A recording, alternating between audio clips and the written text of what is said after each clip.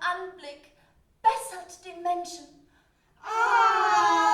Bessert ihn ohne Zweifel. Und abends gönnen wir uns eine Partie Bridge. Oh! In Majestät vereinigen sich für Wahren Majestät eigenes Schönheitsgefühl mit der angeborenen Neigung zum Bridge-Spielen. Schönen guten Tag, ihr Anwesenden. Ich bin der Jochen, gebürtig aus Pinneberg und lasse mich worden und verschwinde obdachlos. Bei dem versuche ich den Kampf und hinzukommen. Was willst du, Kerl? Und den vom Knacki mal mit zu bestreiten, wenn so ist egal, wo das Heft ist, oder eine kleine Spende mit den Armen. Kammerherr, gib ihm 5 Groschen. Das Volk soll wissen, dass wir seine Sorgen teilen. Oh! Gib ihm 10 bei diesem Sonnenuntergang. Gib ihm 15. Er soll wissen, wer sein Herr ist. Oh!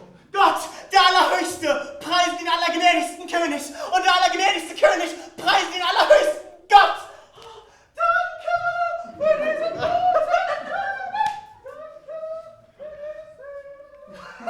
Gehen wir, dass wir nicht zu spät zum Abendessen kommen, denn wir müssen noch durch den ganzen Park spazieren, um an diesem, unserem Nationalfeiertag zu zeigen, wie brüderlich wir uns mit unserem Volk verbunden fühlen. Oh!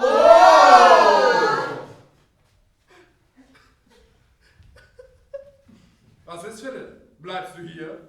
Nur einen Augenblick. Verstehe. Er hat ein Rendezvous. Zu meiner Zeit war ich genau wie er. Ignaz. Gehen wir.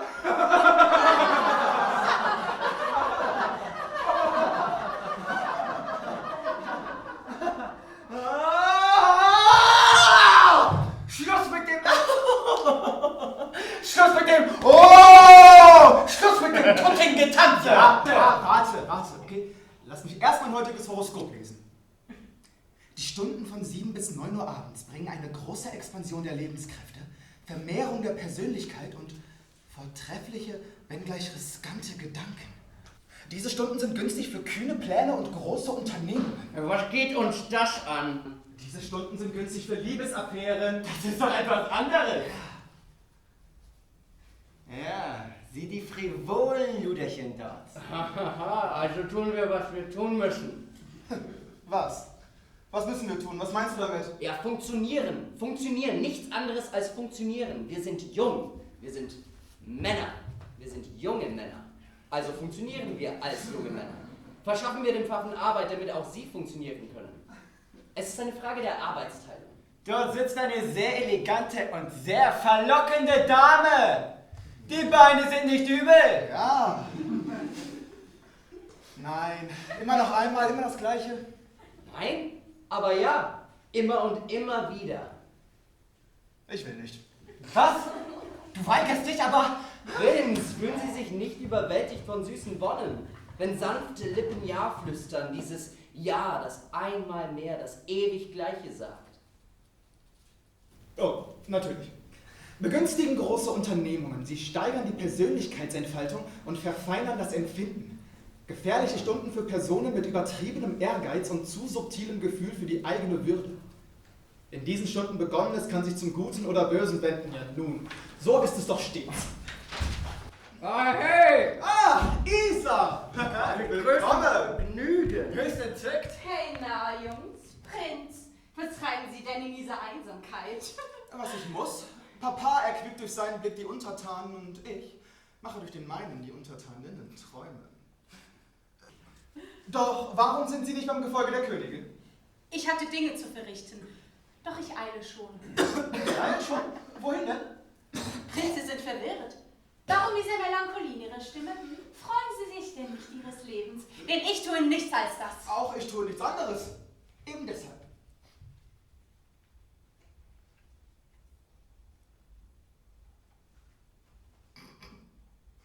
Was? Ja, was ist?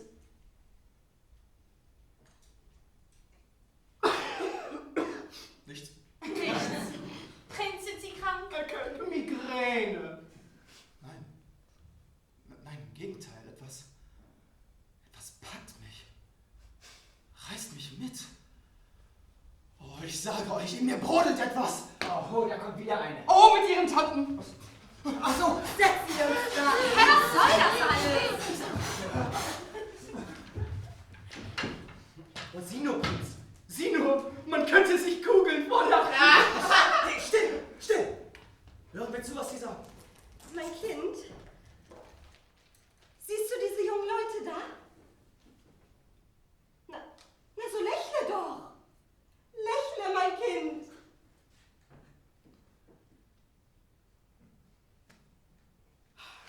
Warum so unbeholfen, hm? Warum lächelst du so ungeschickt, mein Kind? Du hattest gestern wieder kein Glück, heute hast du kein Glück, morgen wirst du auch wieder kein Glück haben. Warum bist du so wenig anziehend? Warum hast du überhaupt keinen Sex-Appeal? Niemand will dich auch nur ansehen. Eine wahre Strafe Gottes ist das mit dir. Wir haben unsere gesamten Ersparnisse hingegeben, um dir dieses Blumenkleid anfertigen zu lassen. Du kannst uns keine Vorwürfe machen. Wirklich nicht. Oh, ist das aber ein Scheusal. Wieso gleich ein Scheusal? Sie ist ein dummes Huhn. Ein Sagebein ist sie. Ranzig wie alte Butter. Los, erweisen wir ihr unsere Verachtung. Nein! Okay. Ja, diese aufgeblasene Trauerduse muss man auf die Füße treten. Philipp, es ist unsere heilige Pflicht. Geh du voran, ich folge dir.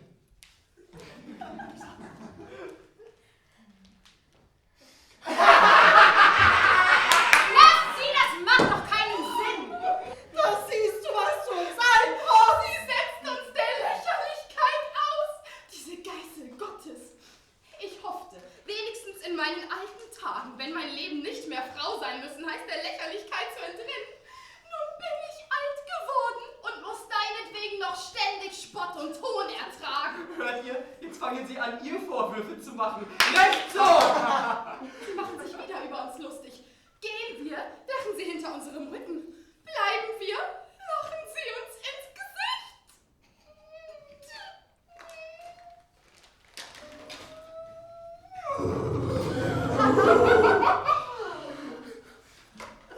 Warum, mein teures Kind, hast du auf dem gestrigen Fest kein Bein gerührt? Warum interessiert sich niemand für dich? Glaubst du, es sei angenehm für uns? Nee. Unseren gesamten Weiber-Ehrgeiz haben wir in dich investiert und du rührst dich nicht. Auf die Plätze! Fertig! Und auf! Jetzt hört auf! Ach, Lisa.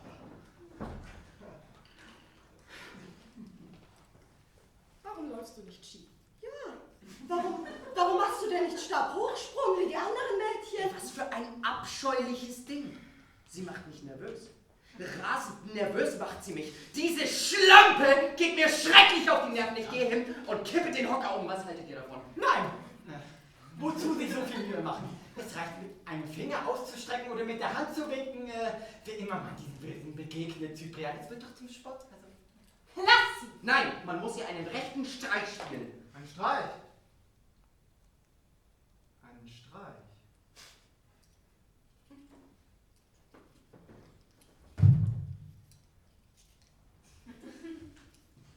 Die Damen gestatten, dass ich mich vorstelle. Ich bin seine Hoheit, Prinz Philipp, Sohn des Königs. Meine Damen, wie ich sehe, haben Sie Sorge mit dem jungen Fräulein. Weshalb ist sie denn so apathisch? Ach, es ist ein Unglück. In ihr steckt eine organische Schwäche. Ihr Blut fließt zu Tränen. Ja, das führt zu Wassersucht im Winter und zu muffigen Gerüchen im Sommer. Im Herbst ist sie verschnupft und im Frühling tut ihr der Kopf weh. Ich wüsste wirklich nicht, welcher Jahreszeit man da den Vorzug geben sollte. Und dagegen gibt es kein Mittel? Na, die Ärzte meinen, wenn sie nur etwas lebhafter sein würde, wenn sie nur etwas fröhlicher wäre, dann begänne auch ihr Blut lebhafter zu fließen und diese Unpässlichkeiten würden verschwinden. Und warum gerät sie nicht in bessere Stimmung? Na, weil ihr Blut zu träge fließt. Ah, ich verstehe. Wenn sie lebhafter sein würde, begänne ihr Blut lebhafter zu fließen. Ja. Ja! Und wenn ihr Blut lebhafter zu fließen begänne, dann würde sie lebhafter sein. Ja. Ja! Hey! Das ist ja merkwürdig. Ein wirklicher Teufelskreis. Mhm. Sie machen sich natürlich lustig über uns. Lustig machen? Nein, ich mache mich durchaus nicht lustig. Die Stunde ist viel zu ernst dazu. Spüren Sie es denn nicht? Spüren Sie nicht eine gewisse Erweiterung Ihrer Persönlichkeit? Eine gewisse Steigerung? Einen Wonnerrausch? Wir spüren nichts. Außer, dass uns kühl ist. Ja. Ja. Seltsam. Und Sie? Spüren auch Sie nichts?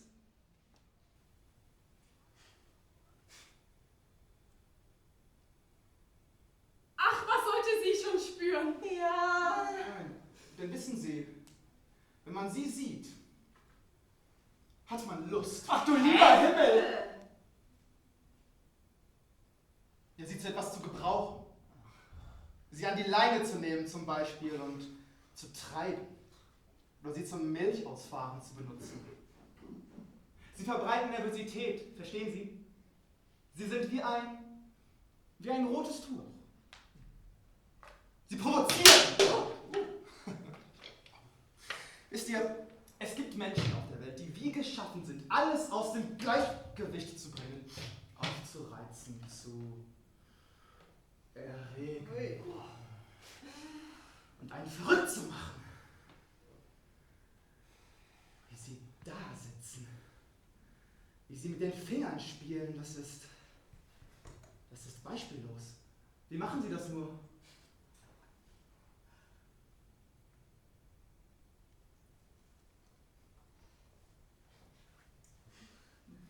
Oh, wie sie schweigen. Wie sie schweigen. Und dabei sehen sie so aus, als wären sie beleidigt. Sie sehen so Dumm, hässlich. Einfach. Ja. großartig aus. Wie eine stolze Königin. Sie sind so mürrisch, so übel gelaunt. Ach, dieser Stolz und diese Launen. Nein, ich werde verrückt. Für jeden gibt es ein Wesen, das ihn wahnsinnig macht, und Sie sind das meine. Sie werden das meine. Cyril, Sie werden erlaubt, dass ich euch diese beleidigte Königin, diese stolze Anämie vorstelle. Seht, wie sie die Lippen bewegt. Sie würde gerne etwas Boshaftes sagen, aber... Was für ein dummes Zeug! Lass sie, ist so langsam geschmacklos. Glauben Sie, es sei ihr Geschmack voll gewesen? Gestatten, dass ich mich vorstelle, Graf Unausgegoren. Baron Blutherr! Der Witz ist Der ist gut. Ja, Genug, lass sie, die Arme! Arme! Na, nicht so scharf, ja, nicht so scharf, denn ich möchte sie vielleicht heiraten.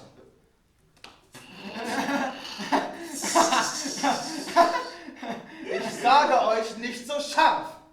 Ich könnte sie heiraten. Genug! Ich werde sie heiraten. Sie macht mich so nervös, dass ich sie heiraten werde. Die Damen gestatten doch, nicht wahr? Du treibst den Spaß zu weit, Philipp. Man könnte dich beim Wort nehmen. Spaß? Ich bitte euch, ist sie denn kein kolossaler Spaß? Soll der Spaß denn nur der einen Seite gestattet sein? Eine Dame? Meine Dame? Philipp! Darf ich Sie um Ihre Hand bitten? Was? Prinz, Sie sind sehr edelmütig. Ja. Sie sind ein wahrer Philanthrop. Unerhört verrückt! Philipp, ich beschwöre dich bei deinen Vorfahren. Ich beschwöre dich im Gedanken deiner Nachfahren. Genug, meine Herren! Genug der Könighaus!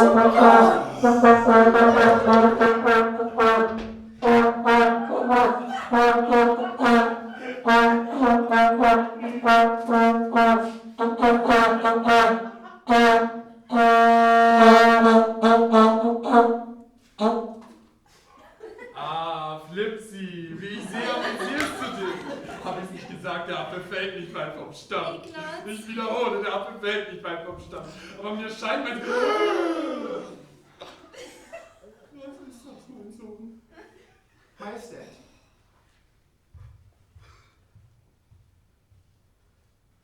Gestatten, meine Verlobte. Was? Ein Scherz. Ein Scherz.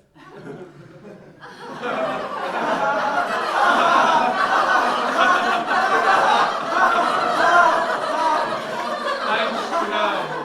Ein Witz. Wie ich sehe, mein Sohn, hast du auch meine Vorliebe anderen Streiche zu spielen geehrt. Und es ist ein merkwürdig Ding. Für mich selber unbegreiflich. Je unkomplizierter und einfältiger der Streich, desto größer ist die Freude, die er mir bereitet.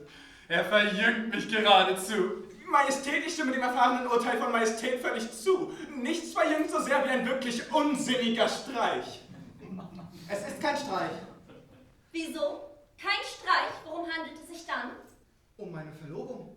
Was? Verein bitte ich mit Takt aus! Vielleicht wollen Sie einstweilen jenen Baum betrachten.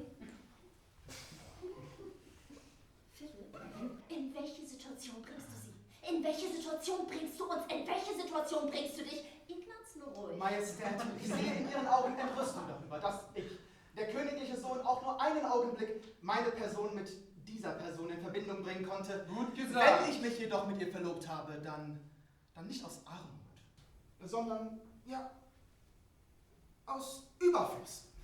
Folglich steht es mir frei und für mich gibt es nichts Beleidigendes dabei. Aus Überfluss. Ja, ich bin reich genug, um mich sogar mit dem ausgesprochenen Elend selbst zu verloben. Warum sollte mir nur eine hübsche gefallen? Warum keine hässliche? Wo steht das geschrieben? Ist das ein Gesetz? Ein Gesetz, dem ich gehorchen müsste? Bin ich ein Sklave oder ein freier Mann?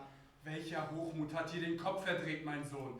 Wozu einfache Dinge komplizieren? Ist sie ein hübsches, junges Fräulein, wird sie dir gefallen. Und wenn sie dir gefällt, ach Gott, ja dann!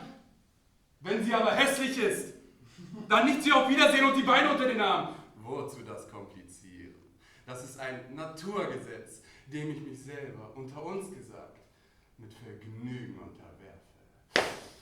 Ignaz, später. Eben ja, dieses Gesetz finde ich idiotisch dumm, vulgär und ungerecht bis zur Sinnlosigkeit. Dumm! Vielleicht. Ja. Aber um der Wahrheit willen wage ich zu sagen, die dümmsten Naturgesetze sind auch die köstlichsten.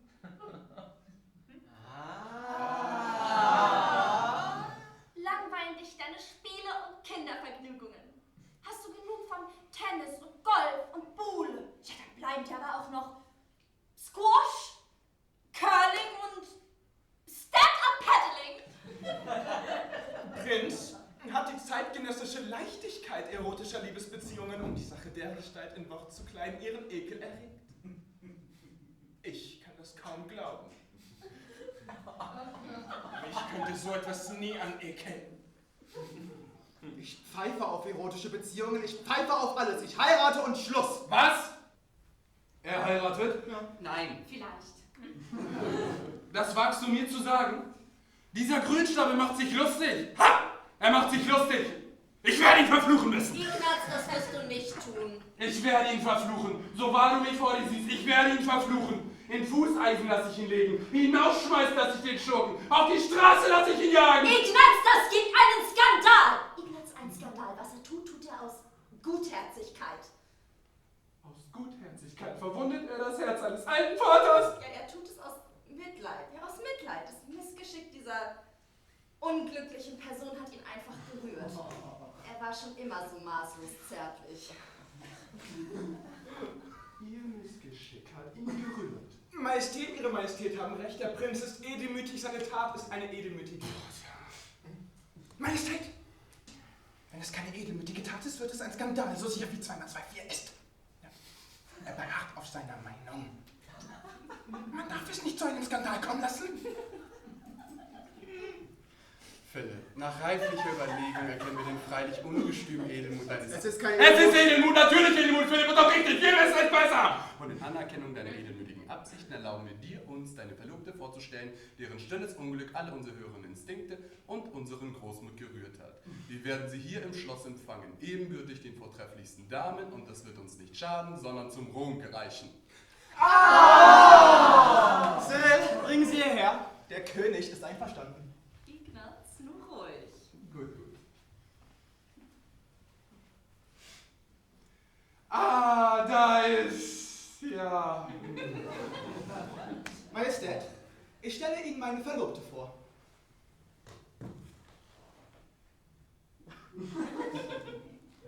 Verbeugen. Verbeugen Sie sich, mein Fräulein. Verbeugen? Verbeugen, ja? Nun.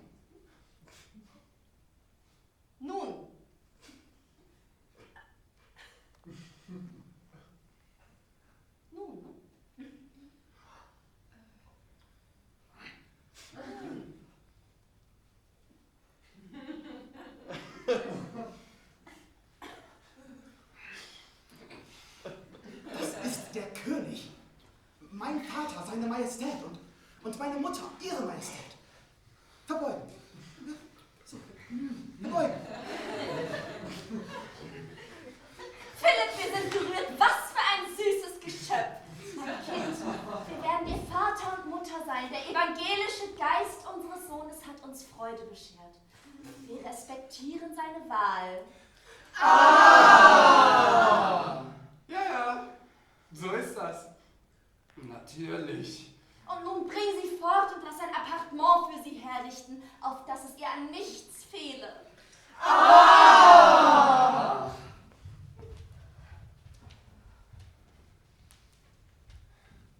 Das ist ja... Habt ihr das gesehen? Habt ihr so etwas schon mal gesehen?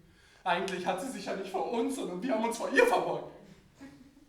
Dabei ist sie so hässlich. Sie ist hässlich, aber seine Handlungsweise ist schön. Wenn die Verlobte hässlich ist, muss die Tat schön sein. Majestät, in ein paar Tagen wird dem Prinzen die Lust vergehen. Noch heute werde ich zu ihm gehen, um seine wahren Absichten zu ergründen. Es ist eine normale Extravaganz. Man darf ihn nur nicht reizen und seinen Widerstand wecken. Im Augenblick muss man ruhig bleiben. Und taktvoll.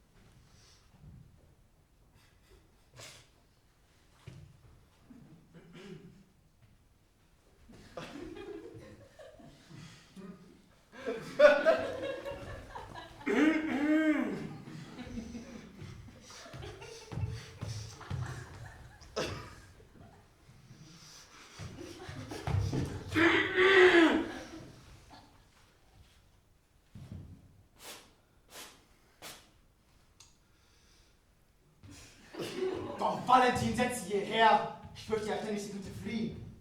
Vielleicht sollte man sie an einem Tischbein festbinden, was? Sie wird nicht fliehen. Valentin, geh bitte. Du siehst ja, das wird nichts. Philipp, wozu das alles? Wozu? Wozu? Es ist ein Ungetüm, das überwältigt. Ein Hindernis, das überwunden werden muss, verstehst du? Nö. Es gibt Jäger, die ganz allein in dunkler Nacht gegen Büffel ausziehen. Es gibt welche, die den Stier bei den Hörnern packen. Mit dir kann man heute echt nicht reden, ne? Mit Sicherheit aber ist es eine unerträgliche Neugier. Eine Neugier jener ähnlich, mit der wir einen Wurm, den wir mit einem Stöckchen bewegen, beobachten. Du gestattest, dass ich meine Meinung sage? Bitte sehr. Lassen wir sie in Ruhe, denn in einer halben Stunde werden wir ohnehin nichts mehr mit ihr anzufangen wissen. Das alles ist rücksichtslos.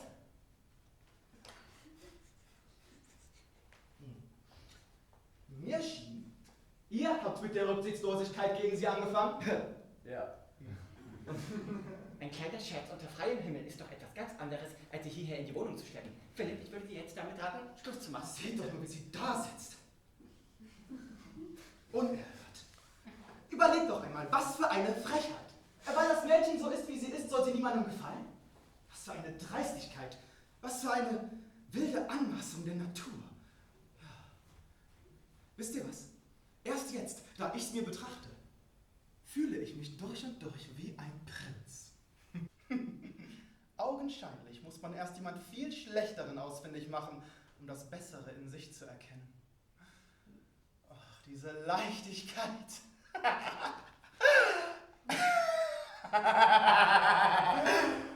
Doch, nun wollen wir uns unsere Verrücktheit etwas näher betrachten, was? Meine Dame, wären Sie geneigt, ein Wort zu sagen?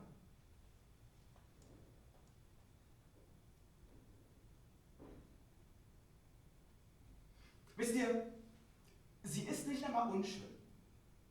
Sie hat in ihrer Konsistenz nur ein gewisses, ja, unglückliches Element. Gerade das ist doch das Schlimme. Ja. Meine Damen, warum sind Sie so? Sie schweigt. Warum sind Sie so? Sie antwortet nicht, sie ist beleidigt. Oh, beleidigt. Mir scheint vielleicht nicht so sehr beleidigt, als vielleicht verängstigt. Etwas befangen. Ja. Mein Fräulein, erklären Sie uns doch gnädigerweise Ihren Mechanismus. Sie sind doch gar nicht so dumm. Warum werden Sie von den Menschen behandelt, als könnten Sie nicht bis 3 zählen? Philipp, sie ist nicht dumm. Sie ist nur in einer dummen Lage. Sehr gut. Ja. Erstaunlich ist nur das eine. Schaut, eigentlich hat sie sogar eine proportionierte Nase. Sie ist doch gar nicht so beschränkt. Überhaupt scheint sie nicht viel schlimmer zu sein als viele der Damen, die wir kennen. Warum schikaniert man die nicht? Hm? Warum ist das so, mein Fräulein? Warum sind Sie der Sündenbock? Oder besser, die Sündenziege?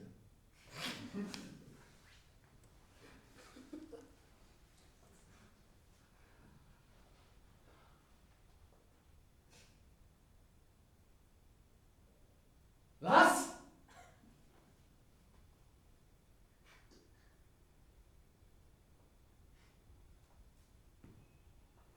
Ein Kreis. Ein Kreis! Warum ein Kreis? Daran ist etwas Mystisches. Ja. Natürlich. Es gibt da eine Art von Kreis. Zum Beispiel. Warum ist sie verschlafen? Ja, weil sie nicht in Stimmung ist. Und warum ist sie nicht in Stimmung? Weil sie zu verschlafen ist! Merkt ihr, was das für ein Kreis ist? Das ist die Hölle und kein Kreis! Ah, Sie sind selber schuld. Bringen Sie sich in Schwung. Etwas mehr Mut, ein wenig gute Laune. Ich meine es gut mit Ihnen. Sie sind übel gelaunt. Lächeln doch mal, dann wird alles wieder gut, ey! Ja, Mann! lächeln Sie uns an, ne? Sie will nicht. Natürlich, wenn sie lächeln würde, hätte das etwas Künstliches. Es wäre noch aufreizender, irritierender, enervierender, provozierender. Das ist wahr. Und wenn wir zuerst lächeln würden? Naja, das nützt auch nichts, dann ist es nur ein Lächeln aus Mitleid. Wisst ihr, es ist ein geschlossenes System. Ein Perpetuum mobile. Was war aber zuerst? Und was danach? Ich meine, das kann ja nicht von Anfang an so gewesen sein. Warum haben Sie Angst? Weil Sie schüchtern sind? Und warum sind Sie schüchtern? Weil Sie Angst haben? Womit aber hat es denn angefangen?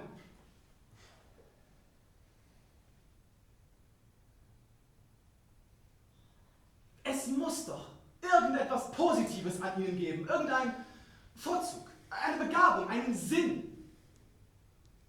Warten Sie. Sagen wir, es kommt jemand und sagt, Sie seien, ja, so und so. Er spricht die entsetzlichsten Dinge aus, Dinge, die einen umbringen, einfach erledigen, ja, einem die Sprache verschlagen, ja? Und Sie antworten darauf, ja, ich bin so, ja, es ist wahr, aber was? Na, was? Sprechen Sie es frei heraus. Zum Beispiel. Aber ich habe ein gutes Herz. Ich bin gut. Verstehen Sie? Das wäre doch wenigstens ein Vorzug, ein Pluspunkt. Sprechen Sie! Sprechen Sie! Schreiben Sie Gedichte. Klagelieder, Elegien, etwas Poetry Slam? Ja? Nein? Okay. Ich versichere Ihnen, sollten Sie noch so schlecht sein, ich will Sie mit Begeisterung deklamieren. Also, schreiben Sie Gedichte. Glauben Sie an Gott! Beten Sie! Ja, mein Gott, Herr! Endlich mal was! Endlich! Gelobt seist du, Herr in der Höhe! Ich werde euch etwas sagen. Sie glaubt wegen ihrer Defekte an Gott. Und sie weiß das. Hätte sie keine, würde sie nicht glauben. Sie glaubt an Gott, aber gleichzeitig weiß sie ganz genau, dass Gott nur ein Pflaster auf ihre psychophysischen Defekte ist. Ist es nicht so? Philipp, mit Medikamenten und Pillen und einer entsprechenden Behandlung könnte man sich schon kurieren. Ja, mit Sport, morgendlichen Spaziergängen, Hygiene, Butterbrot, ja! Cyril, Verzeihung, du vergisst, dass ihr Organismus keine Medikamente aufnimmt. Er nimmt sie nicht auf, weil sie zu verschlafen ist. Er nimmt keine Arzneien gegen Verschlafenheit auf, weil er zu verschlafen ist. Das ist gewiss eine Strafe für ihre Sünden. Sie müssen in ihrer Kindheit schwer gesündigt haben. Philipp, ich sag dir, ohne Sünde geht da gar nichts. Sie müssen gesündigt haben. Nun,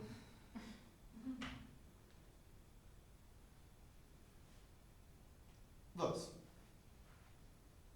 Es sei nichts. Und dennoch? Was macht sie für Augen? Philipp, das gilt dir. Was? Mir? Ja. Ja, das ist doch... Sie verschlingt dich ja mit ihren Augen. Leidenschaftlich.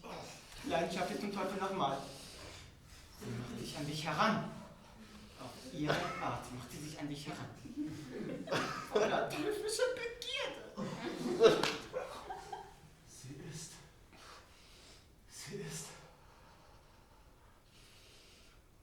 unverschämt. Das ist eine Unverschämtheit, eine Unverschämtheit! Du wagst es, dich bei mir einzunisten wie ein Spulwurm? Wollen wir sie anschmoren? Nein! Cyprian, nimm den Schürhaken und entfach ihn zur Weißblut. Die wird hüpfen. Bring mir sie zum Tanzen. Philipp! Es ist etwas in ihr, das man nicht hinunterschlucken kann. Etwas Unerträgliches. Sie beleidigen mich. Sie beleidigen mich zutiefst. Ich will von ihren Sorgen nichts mehr wissen. Du Pessimistin. Du Realistin. Aber Philipp! Seht doch nur, wie sie da steht. Soll sie sitzen? Na dann sitzt sie da! Oh, schaut. Schaut, wie inständig sie bittet. Sie bittet dauernd um etwas. Sie verlangt ja dauernd etwas von mir. Cyprian, man muss dieses Wesen ausrotten. Ja. Gib mir ein Messer und ich schneide ihr leichten Herzens die Kehle durch. Um Gottes Willen, Philipp!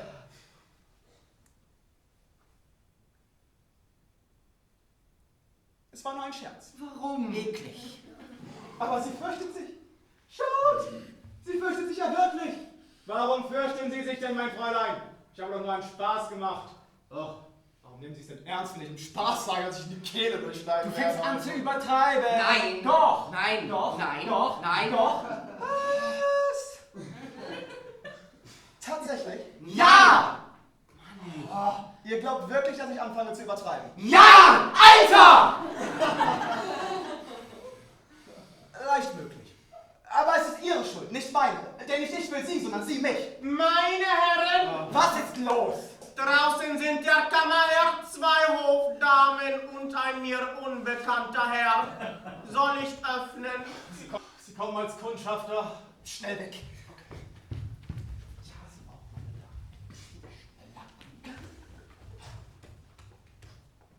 Es ist niemand da, ich kann nicht mehr. Meinte das nun im Ernst? Nur Ruhe, meine Damen, bitte nur kein Gekicher. Ich bitte Sie nicht zu kichern. Wir kommen von einem Spaziergang, also nichts Besonderes dabei, ganz zufällig. Hervorragend, gute Idee. Oh. Oh. Seht her, Ihr Hut. Ihr Hut. Ich komme um.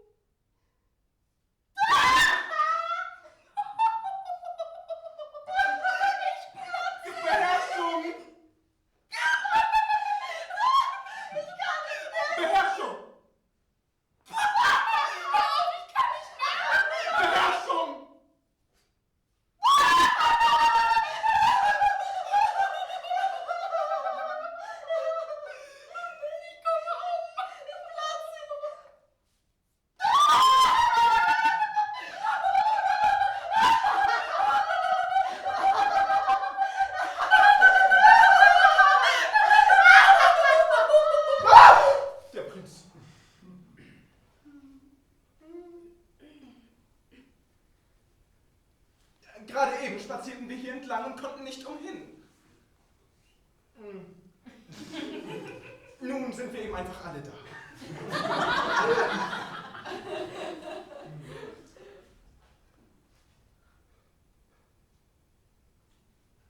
Yvonne, meine Liebe. Ich freue mich, die Dame mit meiner Verlobten bekannt machen zu dürfen. Ah, unseren Glückwunsch. Unseren Glückwunsch. Meine Teure, vergiss nun einmal deine Schüchternheit und sag etwas. Diese Damen, Liebling, gehören zur besten Gesellschaft.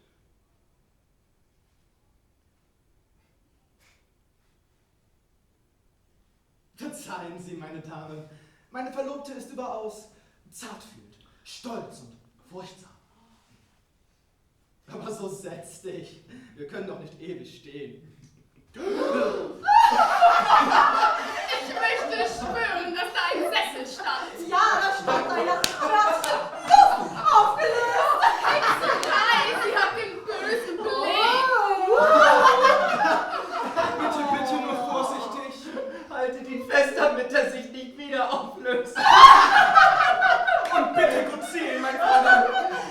Ja, zielen Sie gut, meine Teure. Oh! Geschafft. Prinz. Prinz.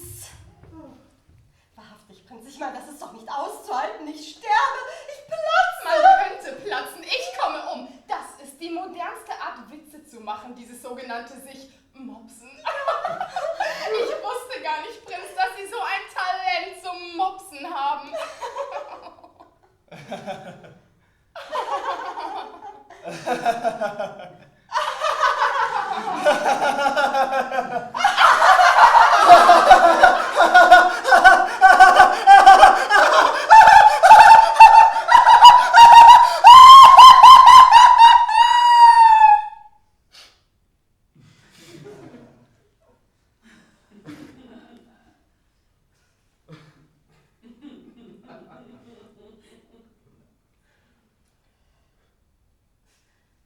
Prinz, mir fällt gerade ein, dass ich leider einen Termin habe.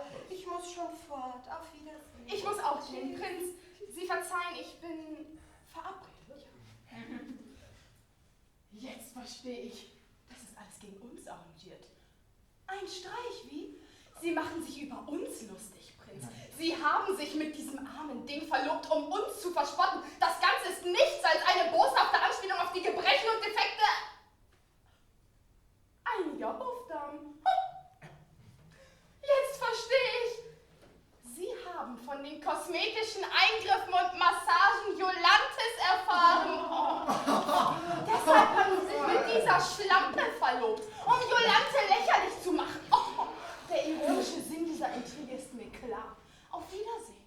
Der ironische Sinn. Wenn dem so wäre, dann doch wohl eher, um dich mit deinen beiden schiefen Zähnen bloßzustellen und zu verhöhnen, wovon ohnehin jeder hier schon weiß. Prinz, seien Sie doch bitte nicht so grausam. Ich muss jetzt wirklich fort. Meine Zähne? Es geht wohl eher um deinen künstlichen Busen. Oh, vielleicht um deine krumme Schulter. Hast du lieber auf deine Zähne? Wir sollten gehen. Prinz, wir müssen wirklich aufbrechen. Aber meine Damen, gehen Sie Wir doch müssen nicht aufbrechen. Auf Wiedersehen. Es ist Zeit für uns. Du und deine künstlichen Titten. Sie gar nicht künstliche Titten, das ist gar keine Wortmerkung. Ich bin Vegetarier. Sie verzeihen, Prinz, Sie verzeihen. Ich sehe mich gezwungen, mit Ihnen zu sprechen und zwar auf der Stelle.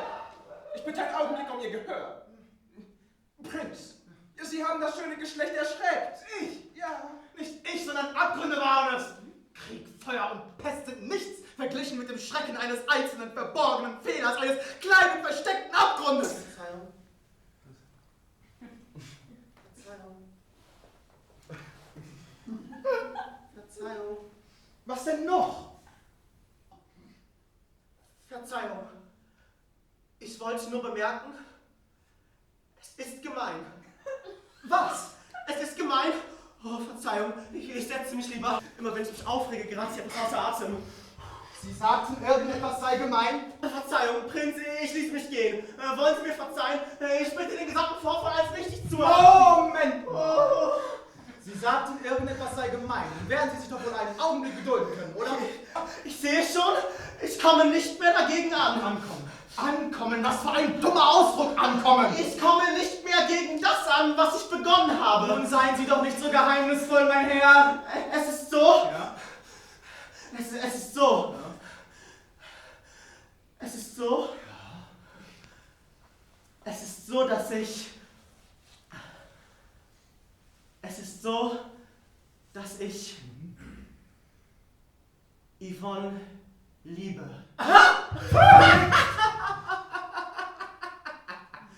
Deswegen ließ ich gehen und habe protestiert. Aber nun ziehe ich meinen Protest zurück und bitte den gesamten Zwischenfall als ungeschehen zu erachten. Sie lieben sie? Komödie. Sie haben mir das Herz durchbohrt. Alles ist auf einmal ernst geworden. Auf jeden Topf passt auch ein Deckel. Oh, diese trivialen Worte sollte man in den Giebel jedes Heiligtums meißeln. Ich bin nur ein einfacher Mensch. Yvonne, verzeih mir.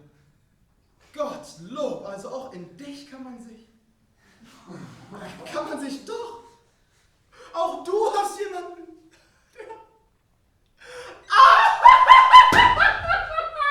Oh, welch eine Erleichterung. Oh, ich habe eigentlich nur deshalb, weil ich dich nicht ertragen konnte. Weil ich den Gedanken an sich nicht ertragen konnte. Verzeihen Sie mir.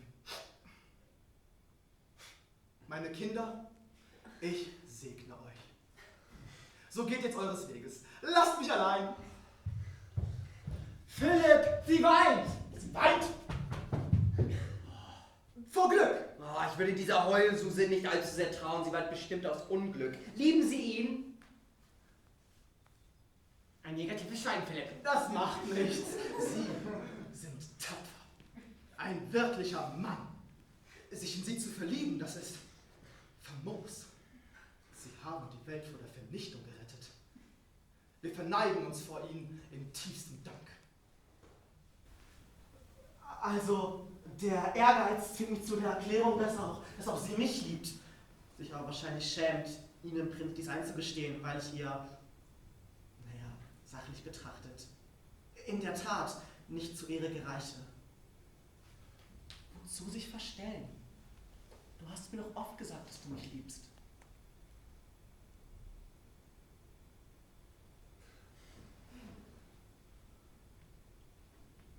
Sei doch nicht so hochnäsig. Was das anbetrifft, wirkst du auf mich genauso anziehend wie ich auf dich. Vielleicht weniger. Aber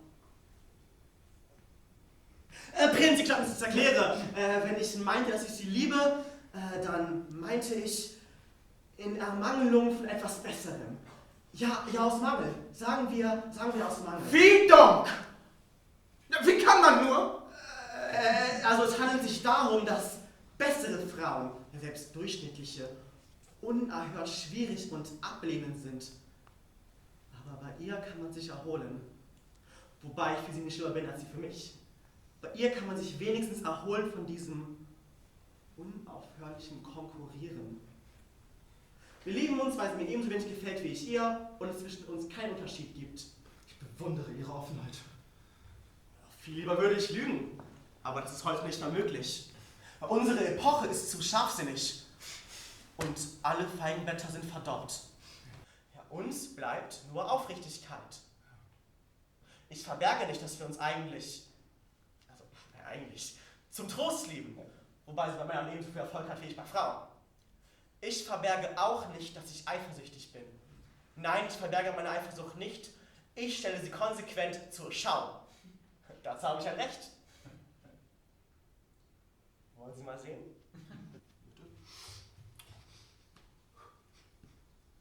Du hast dich in ihn verliebt?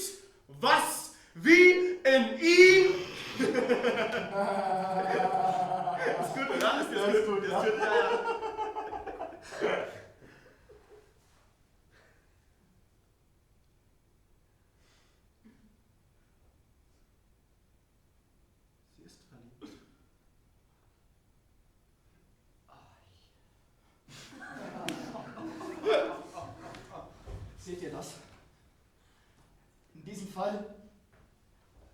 Das würde bedeuten, dass Sie sich wirklich in mich?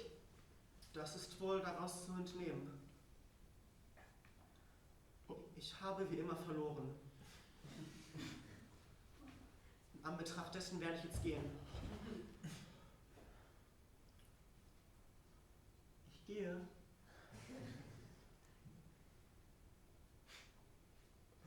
Ich gehe jetzt.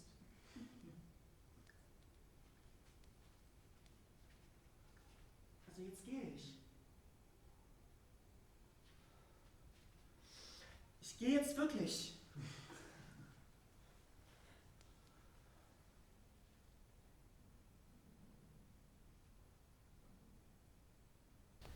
Ich gehe.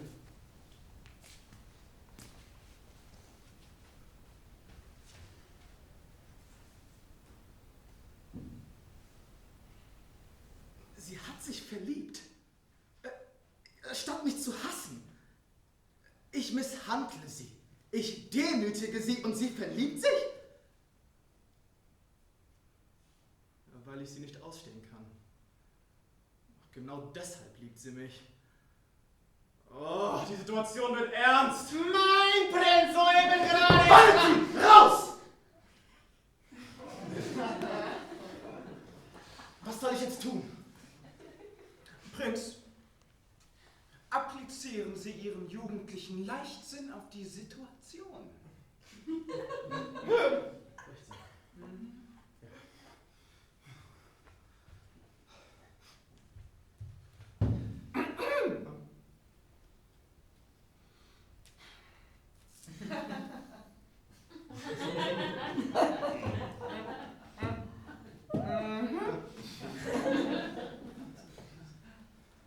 Nein, sag jetzt nichts. Du liebst mich nicht.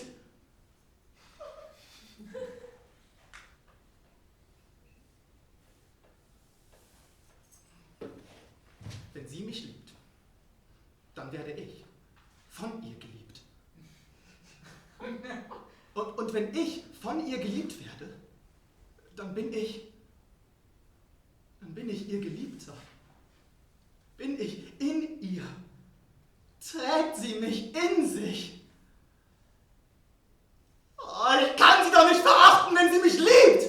Oh, eigentlich dachte ich die ganze Zeit, dass ich bin, dass ich in mir selber bin und plötzlich, paff! Sie hat mich erwischt. Und ich befinde mich in ihr. Wie in einer Vogelfalle.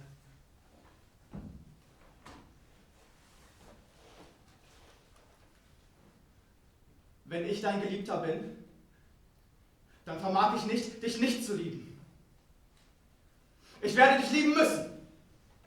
Und ich werde dich lieben. Was beabsichtigst du? Sie zu lieben. Du lässt dich hinreißen. Das ist unmöglich. Das kann nicht sein. Yvonne, setz deinen Hut auf. Wohin? Spazieren gehen.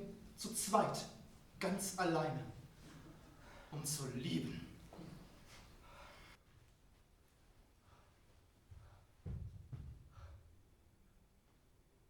Was nun?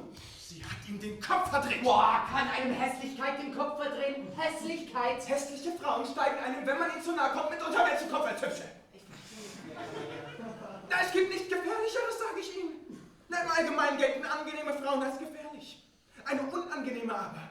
Eine wirklich unangenehme Frau ist für einen Mann ebenso übrigens wie ein wirklich unangenehmer Mann für Frauen. Aha. So eine unangenehme Frau, besonders wenn sie jung ist und ihre unangenehmen Seiten entsprechend stark sind. Und namentlich für einen jungen Mann, der sich hier mit Begeisterung, mit Vertrauen nährt, aber mit einem Mal irgendwelchen schrecklichen, ganz schrecklichen Dingen von Angesicht zu Angesicht gegenübersteht. In welchen Dingen?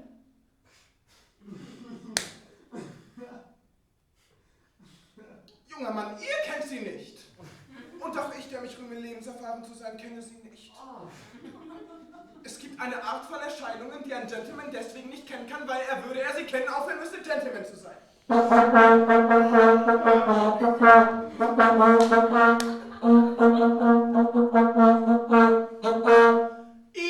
Majestäten! Wo ist Philipp? Sind Sie nicht da?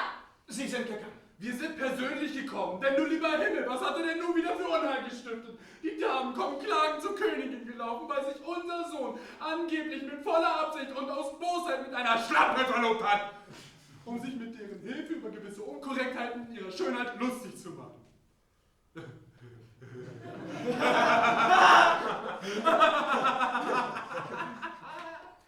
Das ist wie ein Hundspann. Nun, wenn er das damit bezweckt, ist das allzu schlimm. Das kann man doch nicht zulassen. Meine Hofdamen sind schrecklich empört und Sie, die Herren, erlauben sich völlig deplatzierte Späße. Ja, wenn es nur das wäre. Was ist geschehen? Es ist geschehen. Dass er sie liebt. Dass er sie gerade jetzt liebt. Nein, es ist nicht in Worte zu fassen, es ist unaussprechlich. Es hat etwas Explodierendes. Majestäten, nehmen Sie sich in Acht, dass es nicht explodiert.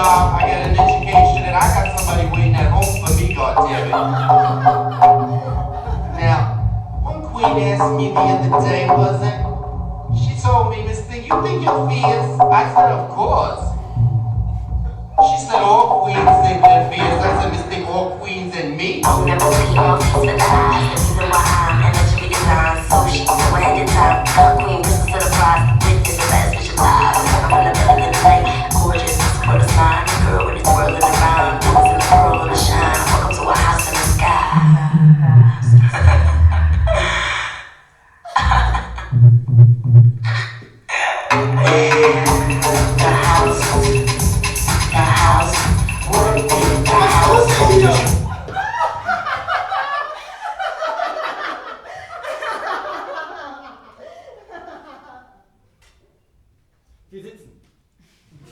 Und weiter? Weiter nichts. Worüber haben Sie gesprochen? Worüber haben Sie gelacht? Über mich? Ja, warum ausgerechnet über dich? Die lachen sich doch eh die ganze Zeit selber aus. Wenn nicht über mich, dann über Yvonne. Ich habe bemerkt, wie sich die Art des Lachens verändert hat. Wenn ich mich nicht täusche, dann ist ihr Gelächter umgesprungen. Von ihr auf mich. Ich bitte euch, versucht herauszubekommen, was man über uns sagt und wonach dieser Spott klingt. Ja? Also, nicht, dass es mich berühren würde, aber ich würde es gern wissen. Ja? Und sagt diesen Damen, wenn sie noch einmal so hinter meinem Rücken spotten, dann werde ich dafür sorgen. Was ist mit dir los?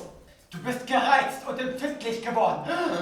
Genau wie deine Verlobte!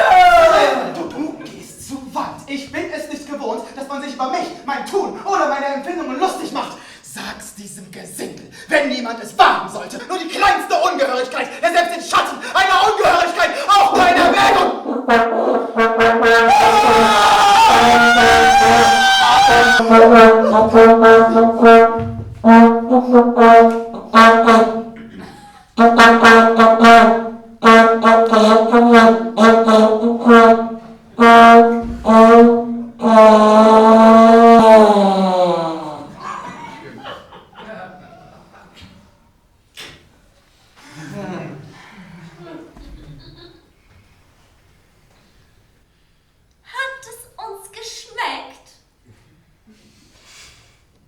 geschmeckt? Hat sich unser Kindchen satt gegessen? Vielleicht noch ein Birnchen? Oh ja, ein Birnchen. Ein Birnchen in Zucker geschmort. Nein, Zucker. Süß. Ein Birnchen gibt Kraft und ist gesund. Gesund, ta-ta-ta! Ta-ta-ta! Oder vielleicht Schlagsahne. Schlagsahne gibt Kraft und ist gesund. Vielleicht ein wenig Schlagsahne? Oder Milch. Milch mit Zucker. Was ist? Haben wir keinen Appetit? Oh, das ist aber gar nicht schön. Was machen wir denn da? Was machen wir denn da? Nichts. Nichts. Nichts? Nichts? Nichts! Absolut nichts. Um mich so auszudrücken, wirklich nichts. So schüchtern, so lieb, so still. Nur vielleicht sollte man von Zeit zu Zeit ein Wörtchen sagen, mein Kind. Ja, nur wenn du von Zeit zu Zeit ein Wort sagen wolltest, mein Vögelchen, das ist nicht schwer. Man muss manchmal ein Wörtchen sagen. Ja, das erfordert ja Anstand, ne? Der elementare Anstand. Und du willst doch wohl nicht unanständig sein, wie? Na? Also, womit fangen wir denn jetzt an? Womit werden wir uns beschäftigen, wie? Na? Na? Na? Na und? Nichts? Nichts. Man kann doch nicht die ganze Zeit im Zimmer herumstehen und es ist nichts. Nichts. Das ist langweilig. Das ist doch langweilig. Langweilig, lieber Gott. Langweilig! Lieber Gott! Nein, soeben gerade ist der Doktor gekommen und wartet in der Galerie. Yvonne, komm zur Untersuchung. Mit Verlaub? Philipp! Einen Augenblick, Philipp, bitte, Philipp. Meine Damen und Herren, Sie können gehen. Wir haben ein Wörtchen mit unserem Sohn zu sprechen. Philipp, ganz Sie nicht beklagen. Wir achten deine Gefühle. Wir sind wie Vater und Mutter zu diesem armen Vögelchen. Aber könnte man nicht erreichen, dass sie ein wenig mitteilsamer wird? Heute hat sie während der gesamten Kaffeestunde geschwiegen. Beim Mittagessen hat sie geschwiegen. Beim Frühstück hat sie gleichfalls geschwiegen. Sie schweigt ja überhaupt und immer. Wie sieht denn das aus, ja? Wie sehen wir aus? Vis-à-vis mit diesem Schweigen. Philipp, der Anstand muss doch gewahrt werden. Anstand. Ja. Philipp, mein Sohn, sind wir nicht mit unserem ganzen mütterlichen Herzen für Sie da?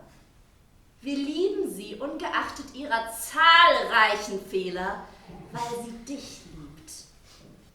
Ihr liebt sie. Auf jeden Fall würde ich nicht raten, sie nicht zu lieben. Gott erleuchte uns, Ignaz! Du bist ihr gegenüber nicht gefühlvoll genug, sie hat Angst vor dir! Vor mir. Wer fürchtet mich? Du tanzt auch so viel um sie herum. Ein Birnchen, ein Stückchen Kuchen. Als wärst du die Inhaberin einer Pension. Ja, gerade du kennst dich ihr gegenüber auf so eine natürliche Art. Du kannst nicht ein Wort sprechen, ohne zuerst den Speichel runterzuschlucken, ne? Vielleicht glaubst du, man hört es nicht. Was gerade du sagst? Wie natürlich verhältst denn du nicht? Ich soll Angst haben. Sie hat doch Angst, das Lula. Die Würde eurer Majestät scheint sie einzuschüchtern. Jedoch würde ich mich vorzuschlagen, erdreisten, dass Majestät versuchen sollten, ein wenig mit ihr zu plaudern, sie ein wenig zu ermuntern. Ich soll abseits mit ihr, mit dieser Timberlise. Ja, das ist eine fantastische Idee. Ja, man muss sie ein wenig zähmen. Ne? Das heißt, abseits und unter vier Augen und dann gewöhnt sie sich nach und nach an uns und wir bereiten auf solche Weise dieser ihrer unerträglichen Schüchternheit und Ängstlichkeit ein. Ja, aber Ignaz! Sei kein Kind. Ich werde sie sofort unter irgendeinem Vorwand hierher schicken lassen. Sei du wie ein Vater zu ihr.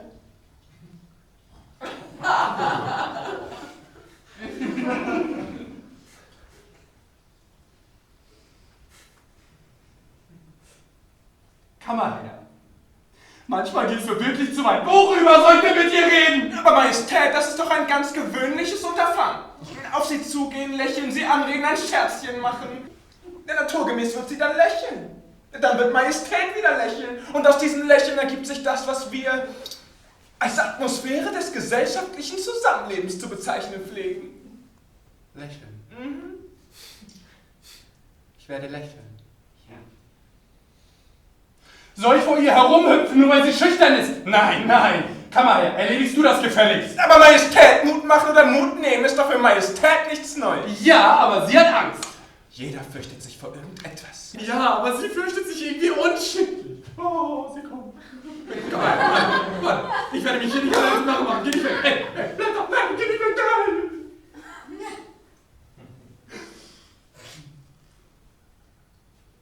Bitte schön.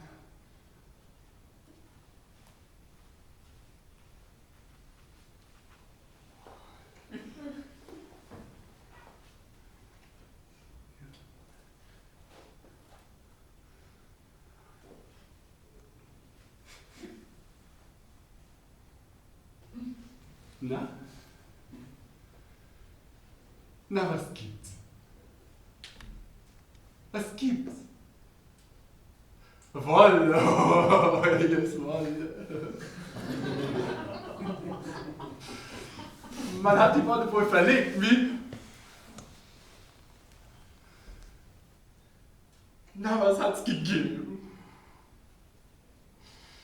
Na, wir tun, als würden wir uns ein bisschen was. Aber ganz ohne Grund. Ganz ohne Grund. Wenn ich doch sage, ganz ohne Grund. Ich bin noch der Vater. Der Vater von Flitzi, der Papa.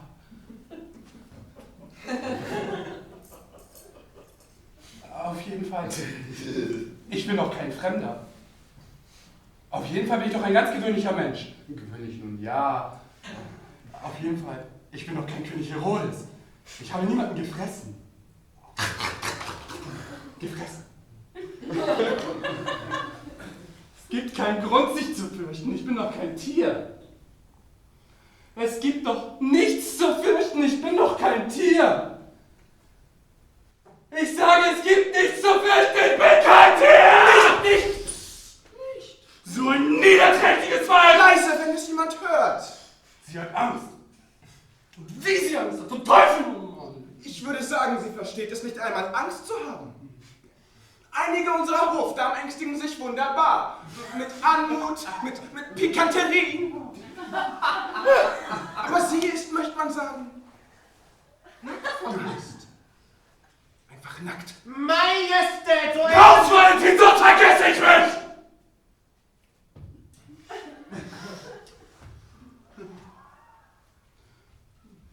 Gratuliere. Großartig hast du sie aufgemuntert, denn du hast dir prächtig Mut gemacht. Das arme Ding Ahmed kam doch Ignaz! Hat dich eine wilde Hummel gestaunt, du hast alles... Nein, komm mir nicht zu nah! Was soll das heißen? Warum soll ich dir nicht zu nahe kommen? Warum? Warum?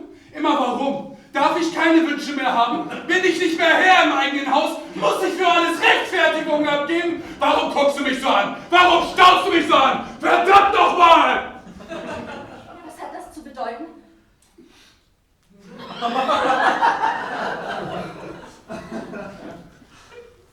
Let the sunshine. Hör auf, mich zu ziehen! Ständig zierst du dich, seitdem dieses Unglückswesen bei Hof ist. Ziert ihr euch alle ununterbrochen! Komm mal her, mein Fräulein, ich muss dich etwas fragen. Majestät, Sieh mir die Augen. Sag, hast du es niemandem erzählt? Es niemals ausgeplaudert? Na, was von meinen Gedichten? Was? Gib es zu. Du hast es nicht bei dir behalten können. Du hast es erzählt. was denn erzählt? Du hast also nichts gesagt, niemandem. Warte, sprich offen mit mir, sprich, als sei ich nicht die Königin. Ich entbinde dich für diesen Augenblick von allen beziehenden Rücksichten. Sag mir die Wahrheit! Fällt dir nichts auf, wenn du Yvonne siehst? Nein. Kommt dir nichts in den Sinn? Nein. Irgendeine Gedankenverbindung? Nein. Ihr Blick zum Beispiel. Ihre Nase. Ihr Gang, überhaupt die ganze Art, wie sie sich gibt. Erinnert dich das nicht an etwas? Denkst du nicht, ein boshafter Mensch könnte das in Verbindung bringen mit meinen Gedichten? In die ich vielleicht zu viel Poesie von meiner Intimpoesie hineingelegt habe? Was? Oh, Ihre Poesie, Majestät. Und wieso?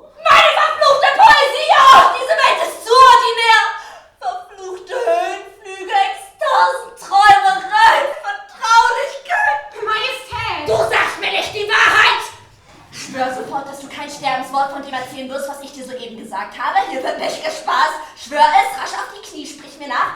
Ich schwöre. Mutter, ich möchte mit dir sprechen. Ich habe... Oh. Verzeihung, ich störe bei einer Zauberei? Nein. Sie richtet meine Pantoffeln. Achso. Warum hat der König meine Verlobte erschreckt? Findet nicht in diesem Ton. In welchem sonst? In welchem Ton soll ich denn sprechen, wenn mein Vater sich grundlos auf meine Verlobte stürzt und sie brutal beschimpft? Wenn ich mich nicht einen Augenblick entfernen kann, ohne dass ihr mit ihr umgeht, wie es euch gerade in den Sinn kommt. Mir scheint, ich bin ausgesprochen ruhig. Mein Prinz! Kommt noch mal! Raus jetzt! Sofort! Das ist ein Befehl! Mann! Mutter, ich möchte mit dir unter 4 Augen sprechen. Ich bin mit einem Gespräch unter 4 Augen einverstanden, wenn du mir vorher sagst, was du mir sagen willst. Ich sehe, Mutter, du bist auf der Hut. Mutter, verzeih, wenn ich etwas sage. Etwas! Papa! Maman sieht doch, in welche Lage ihr mich bringt.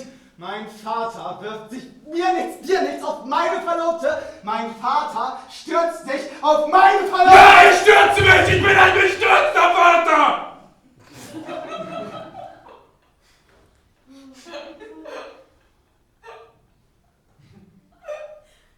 Was ist, Margarete? Warum schaust du mich so an? Wenn du mich so anschaust, werde ich dich auch anschauen.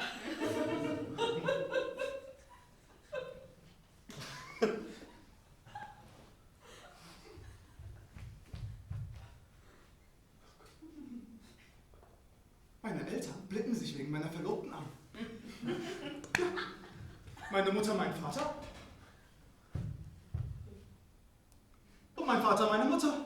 Wegen meiner Verlobten blicken sie sich an. Na, Flitzi, mach Papa nicht zum Narren. Ich habe nur... Philipp, Papa war nervös. Es ist nicht der Mühe wert, sich länger mit diesem Unsinn zu beschäftigen. Wechseln wir das Thema. Mutter, ich weiß, es ist unsinnig. Ja, sprechen wir nicht weiter davon. Völliger Unsinn. So unsinnig wie nur was. Ja, töricht. Idiotisch sogar. Warum verbeugst du dich vor mir? Weil ich selber etwas idiotisch bin. Ihr gegenüber. Du bist idiotisch. Man kann es kaum anders bezeichnen. Ja, ich glaube bestimmt, dass auch ihr euch idiotisch und sinnlos ihr gegenüber verhaltet. Weil ich mich selber so verhalte. Ihr gegenüber. Na, Flipsi, erlaube dir nicht zu viel.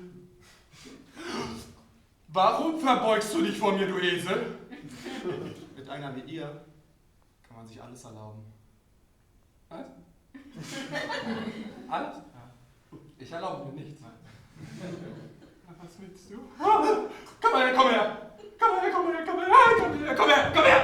Was soll denn diese Verbeugungen? Hör doch auf, dich zu verbeugen. Ah, wenn man sich mit ihr alles erlauben kann, so bedeutet das nicht, Prinz, dass man sich auch mit uns alles erlauben kann. Ah!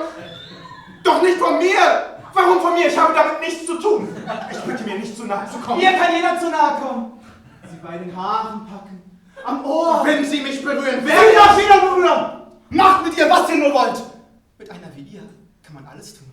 Sie ist schüchtern, sie protestiert nicht, sie ist uns unsympathisch. Alles kann man tun, wie man will, wie es einem passt. Ganz nach Belieben. Nach Belieben.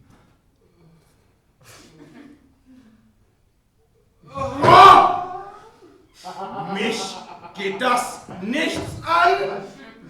Mir ist vollkommen gleichgültig. Auf Wiedersehen. Komm mal her. Auf Wiedersehen. So ein Hundsbock. Ja, na, Flipsi, ja, du. Ich werde gehen. Auf Wiedersehen. Was hat denn das zu bedeuten? Ja, warum sagst du denn das alles? Warum verbeugst du dich? Kann man alles, wie man will, alles. Alles kann man tun, alles darf man, wie man will, was einem passt, was einem gefällt. Alles.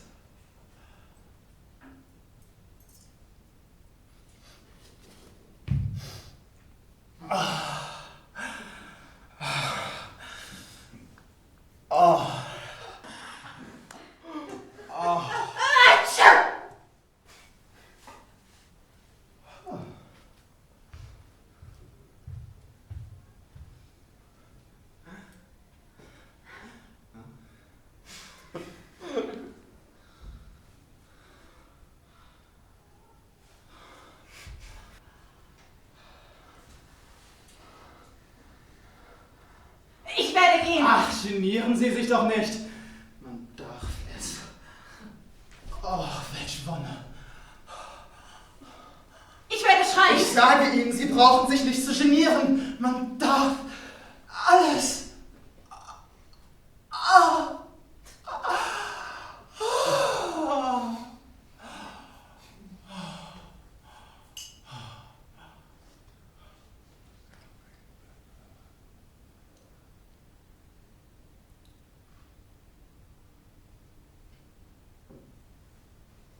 Verzeihen Sie mir. Das wollte ich eigentlich nicht. Verzeihung, was habe ich getan? Ich habe mich wie ein Verrückter gefühlt. Eine Frechheit! Ich flehe Sie an, sprechen Sie mit niemandem darüber. Wenn es meine Verlobte erfährt, sie wird darunter leiden. Ich gehe. Gleich.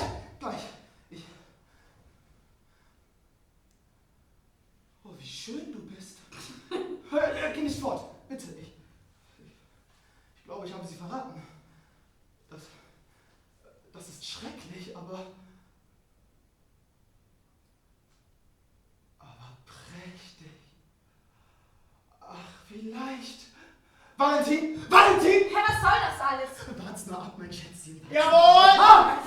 Valentin, bitten Sie sofort die Herren zurück und Cyprian, Sie mögen Fräulein Yvonne hierher bringen. Jawohl! Ich denke gar nicht daran, dich gehen zu lassen.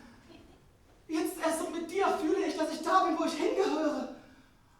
Ach, wie schön ist es, ein Wesen zu haben, das nicht abstoßend ist. Ach, wie leicht. Ich muss diese Leichtigkeit ausnutzen. Isa! Ich habe meine Leichtigkeit zurückgewonnen. Isa! Ich liebe dich.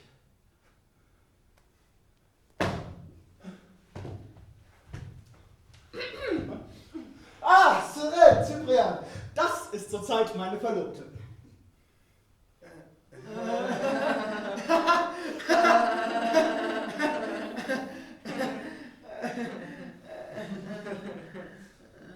Wieso? Yvonne, ich habe gewisse Geständnisse zu machen. Eben vor einem Augenblick habe ich dich mit Isa verraten. Du hörst auf, meine Verlobte zu sein.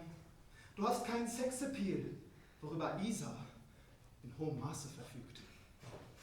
Hege keinen Groll gegen mich, wenn ich dich auf diese Weise so leicht hinterf und unterrichte. Ich habe jedoch beschlossen, eine gewisse Leichtigkeit auszunutzen, die plötzlich über meine Natur zu herrschen beginnt. Dank dir, mein Schatz. Ja, danke, mein Schatz. Was stehst du noch so da? Du kannst allerdings so lange hier herumstehen, wie du willst. Das ist mir völlig egal. Sag mir Lebewohl. Du weißt, es hilft nichts, wie angewurzelt herumzustehen. Nichts.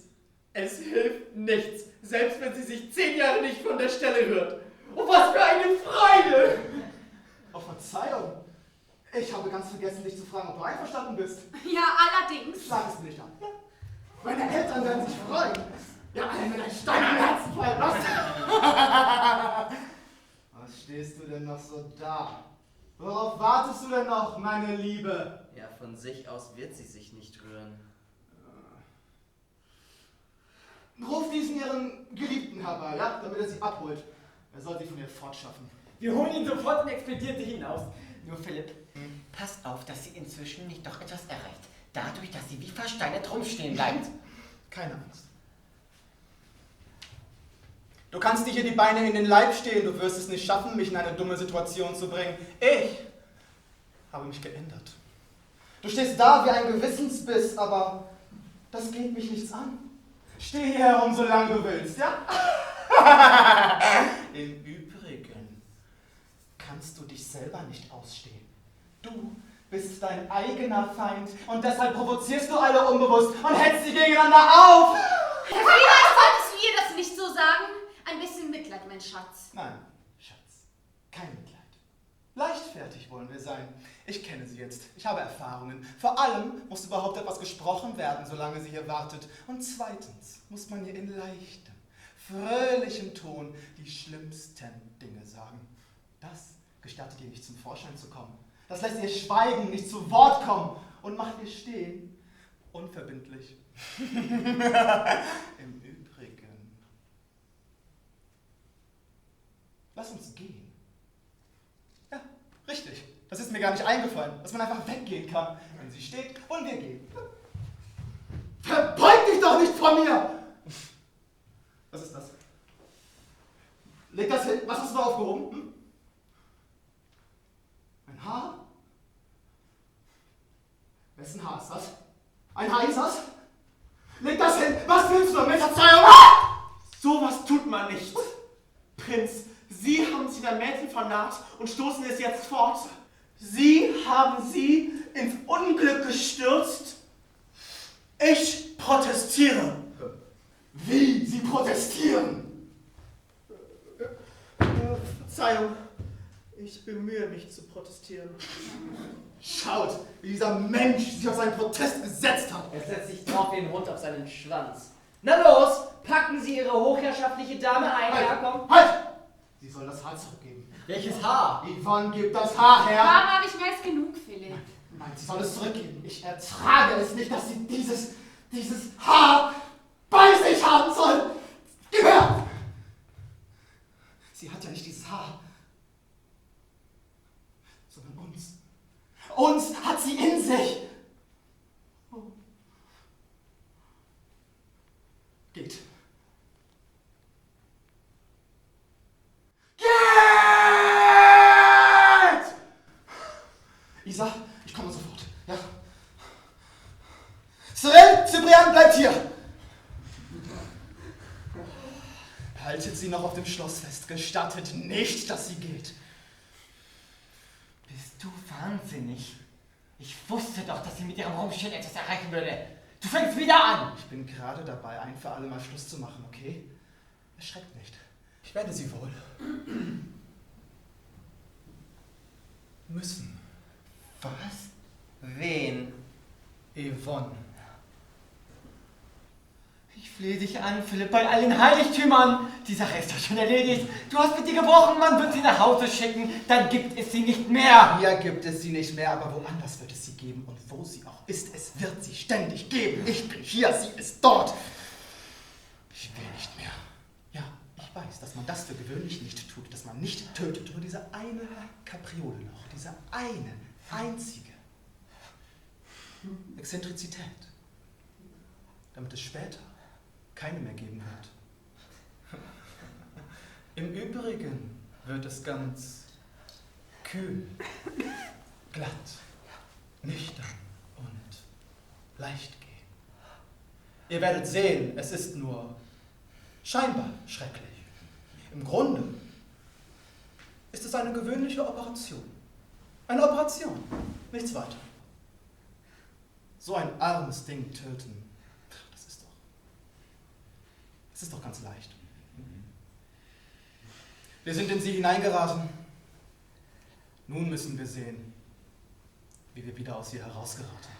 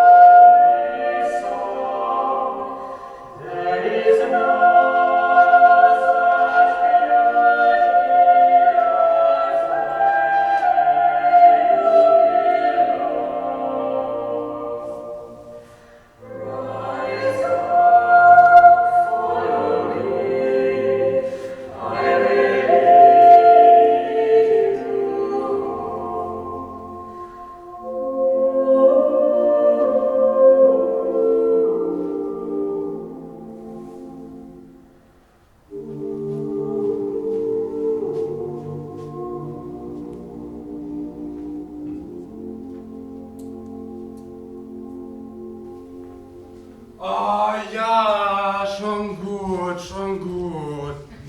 Ihr langweilt mich nur. Noch was?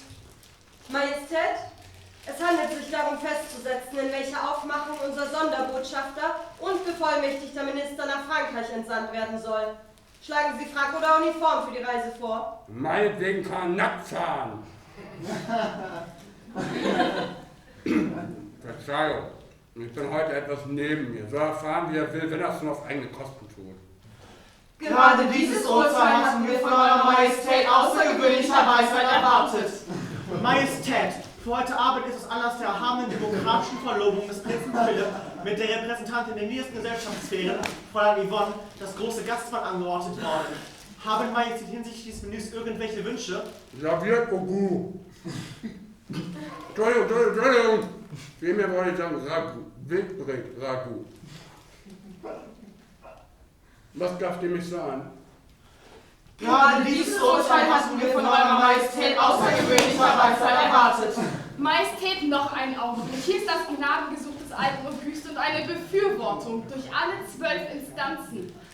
Das begnadigende Hinrichten. Majestät! Hinrichten, habe ich gesagt.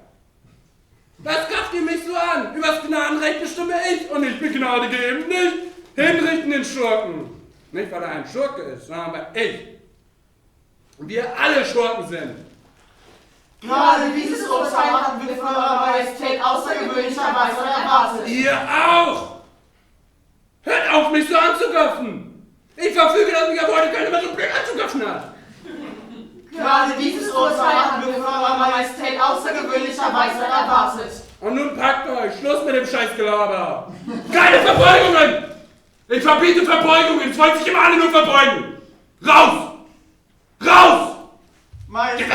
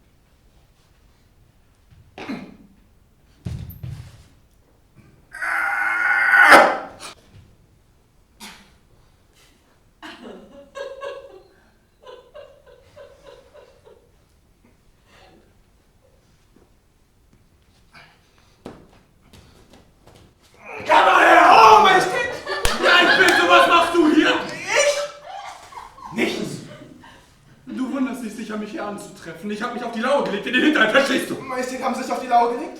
Ja, du weißt, dieses Zimmer grenzt an das Appartement der Zimperliese. Auch Margarete muss hier durchgehen. Sie sitzt hier oft lange herum. Es gibt einiges zu sehen hier. Und ich möchte es sehen. Mit meinen eigenen Augen möchte ich es sehen. Was genau? Margarete! Ah ja, Ihre Majestät, Ja, klar. Ihre Majestät. Man sieht dann so, wie sie ist, wie sie so ist, wenn ihr niemand zusieht. So viele Jahre lebe ich jetzt schon mit ihr zusammen. Da seid ihr nichts von ihr. Sie hat etwas auf dem Gewissen. Vielleicht. Vielleicht betrügt sie mich. Vielleicht auch etwas anderes. Ich will ihre Sünden sehen. Und warum bist du hier, Kammerherr? Warum rückst du an diesem Möbel? Ich ging nur so durchs Schloss und habe ein bisschen... Was? Ich erschwere. Du erschwerst. Das Hinsetzen zum Beispiel. Es ist schwerer, sich hinzusetzen, wenn ein Sessel so steht, man kann sich daneben setzen. Warum kann man erstreust du Pflaumenkerne? Ich erschwere. Du erschwerst. Ja, das Hinsetzen zum Beispiel ist es schwerer, sich hinzusetzen, wenn ein Sessel so steht, man kann sich daneben setzen. Also hat sie auch dir zugesetzt, die Zimperlise. Majestät, ich bin ein Mensch von gewissem gesellschaftlichen Niveau. Ich bin ein Weltmann. Ich ertrage nicht, wenn bestimmte... Majestät, wenn das noch länger dauert, weiß ich nicht, wozu das noch alles führen kann. Diese Frechheit, diese Verwegenheit, diese Zügellosigkeit. Ja, die Verwegenheit nimmt zu. Zügellosigkeit.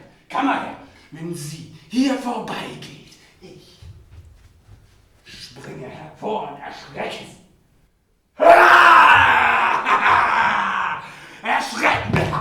Mit ihr darf man das. Mit ihr darf man das. Erschrecken. Und sie zum Beispiel erwürgen.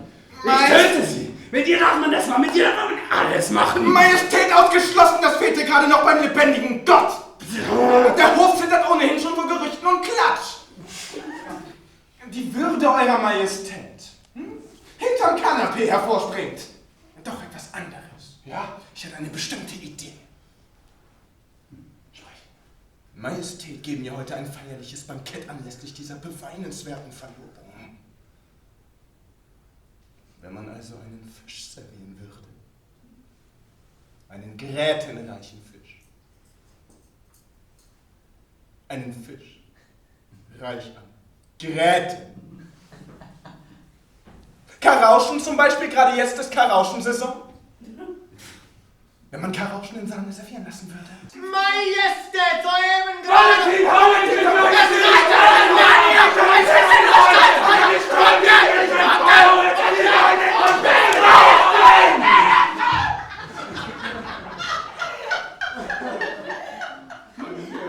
Pardon.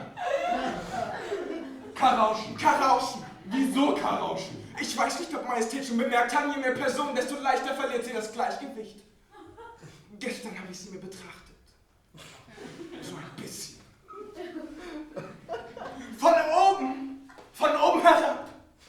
Da ist die Beine an einer Kartoffel, er steckt an einer gewöhnlichen Kartoffel. Majestät, wenn man so Karauschen servieren lassen würde. Scharf. Von oben herab. Es ist ein schwieriger Fisch. Grätenreich. Auf einem feierlichen Empfang vor vielen Leuten kann man daran ersticken. Komm mal her. Karauschen, Glanz, Prunk, sie von oben herab ansehen. Und sie wird sich verschlucken. Sie wird sich tödlich erschlucken. Nicht von unten, sondern von oben, majestätisch. Werden wir sie ermachen. Scheiße! Warte, ich höre die Königin. Verstecken uns, ich will die Königin sehen. Da.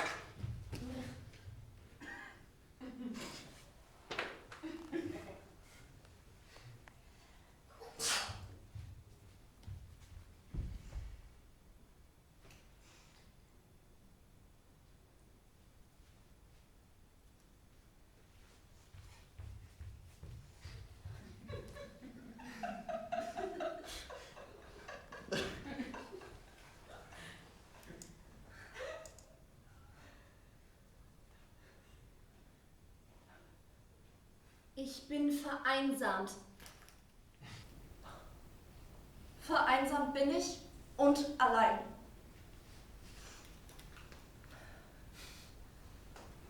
Niemand kennt die Geheimnisse meines Busens.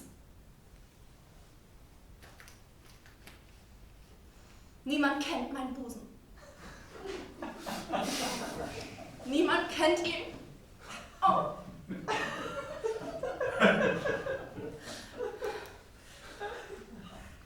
Dir, verschwiegenes Heftchen, vertraue ich meine Träume, meine reinen Schäume, mein ganzes Tun und Planen, das niemand soll erahnen. Das niemand soll erahnen.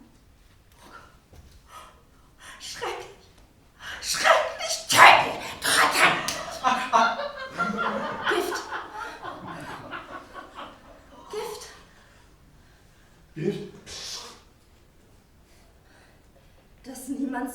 Ahnen. Lesen wir weiter. Feuern wir uns mit der Lektüre an zur schrecklichen Tat. Für euch Menschen sitz ich auf dem Thron, auf dem Haupt die Krone. Euch bleibt verborgen, was in meinem Busen bohrt. Ihr glaubt, ich sei mächtig, vernünftig und prächtig, doch ich will nur geschmeidig sein. Geschmeidig. Oh Gott, das habe ich geschrieben. Das ist von mir. Von mir und töten, töten!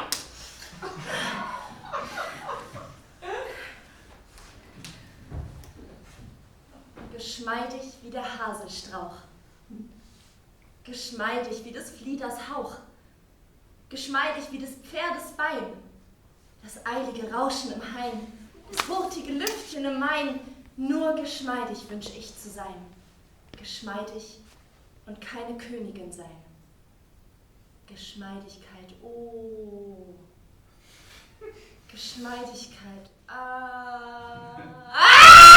verbrennt, vernichten, Haselstrauch, Himbeerstrauch, Fliederstrauch. Das habe ich geschrieben. Das ist von mir. Von mir. Jetzt merke ich erst, wie scheußlich es ist. Ignaz also hat es gelesen. Und da ist eine Ähnlichkeit. Da ist eine Ähnlichkeit. Margarete, du musst sie ausrotten. Vorwärts, todbringendes Fläschchen. Sie darf nicht länger auf dieser Erde existieren.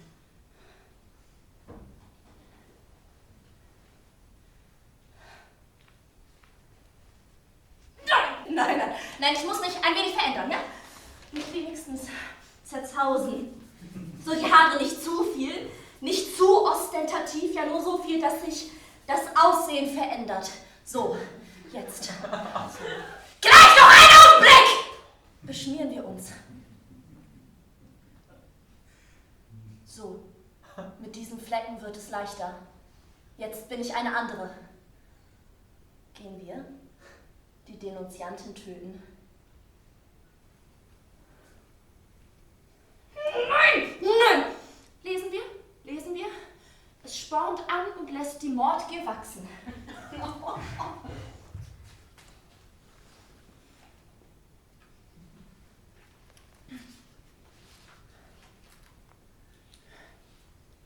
Der Himmel ist blau, der Flieder fliedern. Im Orchester spielen sie meine Lieder. Margarete! Jetzt hab ich dich, zeig her! Lass mich! Zeig her, du Mörderin! Mich gelüstet nach deinen Sünden! Zeig her und wir verleben neue Flitterwochen zusammen! Zeig her, du Giftmischerin! Ja! Ach! Ja. Ich werde ohnmächtig.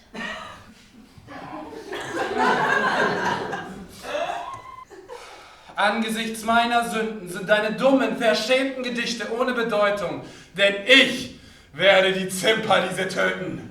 Du tötest die Zimperliese? Ja, die Zimperliese. Und wenn nicht die, dann eine andere. Und wenn nicht diese, dann jene. Und immer so weiter. Schau! Was?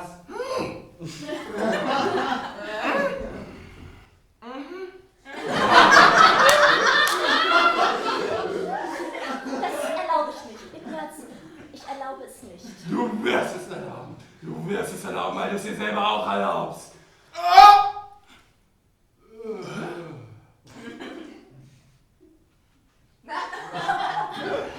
Ich bin damit nicht einverstanden, Ignaz. Ich will es nicht.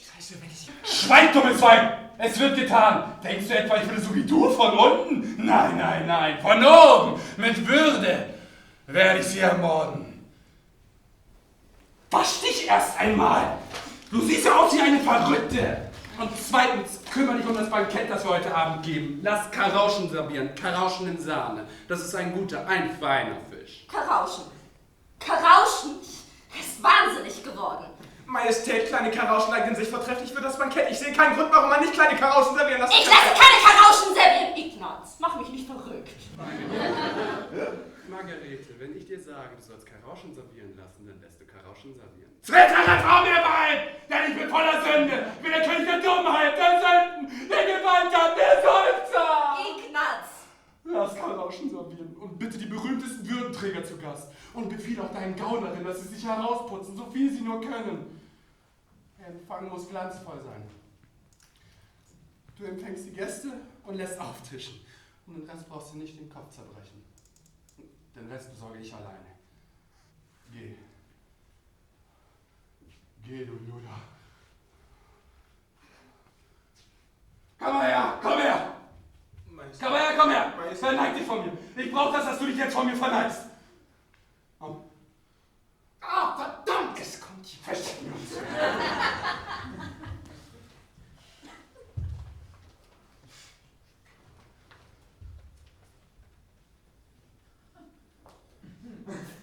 Wohin ist sie gegangen? Yeah! Was tut sie? Fliegen fangen. Fängt sie welche? Sie gähnt. Na dann probieren wir es. Gebt Acht, dass niemand kommt und haltet den Korb bereit. Auf nimmst du auch. Ja. Gebt Acht, dass niemand kommt und haltet den Korb bereit. Auf nimmst du also auch. Ja.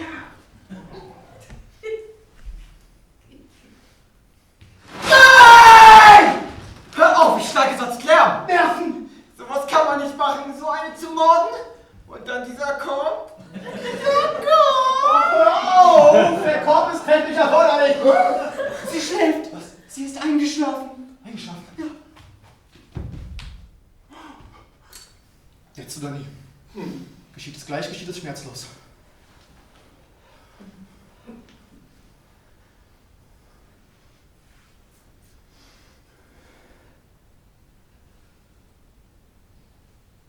Versuch du's! Ich? Ja, du! Nein, du! Ich? Nein, du! Ich? Nein, du! Ich? Nein, du! Nein, du! Nein, du! Ich? Nein, du! Nein, du! Für dich ist es leichter! Ja, du bist ihr fremd! Du bist kein Objekt für sie! Sie liebt dich nicht! Cyprian, tu es mir zuliebe. Es ist nur ein Eingriff, ein Augenblick. Es ist so, als wolltest du ein Huhn schlachten. Oh, ja.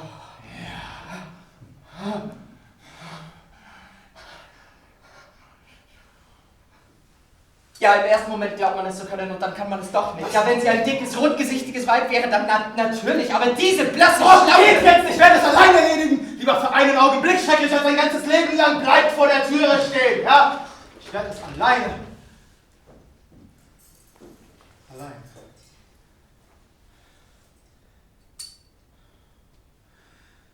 Für sie ist es die Erlösung. Das Ende des Leidens. Für mich ebenfalls.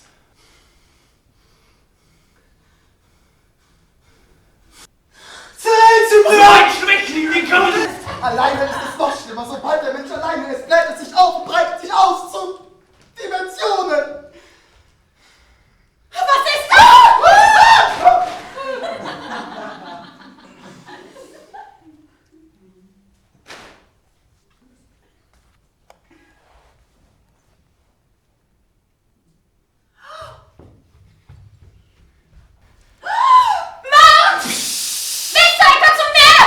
Misch dich nicht ein. Ich bin hier gerade dabei, meine Privatangelegenheiten zu erledigen. Sobald ich sie erledigt habe, dann komme ich, ja? Auch ihr helft dabei! Dummheit, Philipp, es ist eine Dummheit. Gehen wir, lassen wir es. Dummheit, komm her! Lass uns gehen! Er soll sie doch schlafen! Was interessiert es dich überhaupt, dass sie schläft? Philipp!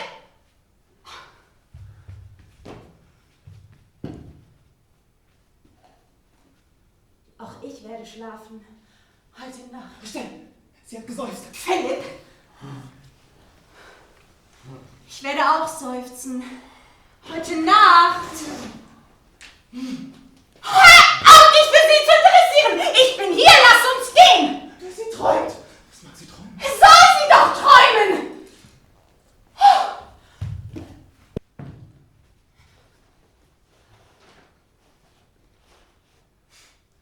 Ich will dir erzählen, wovon ich geträumt habe. Von dir habe ich geträumt. Komm jetzt! Sie schnarcht. Wie? Sie schnarcht. Das geht zu weit. Das geht zu weit. Vorwärts! Was war das? Wer hat das gesagt? Ha? Was ist denn nur mit diesem Zimmer hier? Seht doch diese Möbel, wie seltsam sie stehen! Okay, also töten wir sie jetzt oder gehen wir? Ich kann nicht länger so stehen mit dem Korb. Cyprian, das ist kein Korb, das ist eine gottverdammte Ikea-Tüte! Ich werde gehen. Fliehen. Ich kann mich nicht mehr für etwas einspannen lassen. Ich kann nicht. Ich muss weitergehen, ich muss! Vorwärts! Küss mich! Ja! Er soll mich küssen. Sie hat geschmatzt!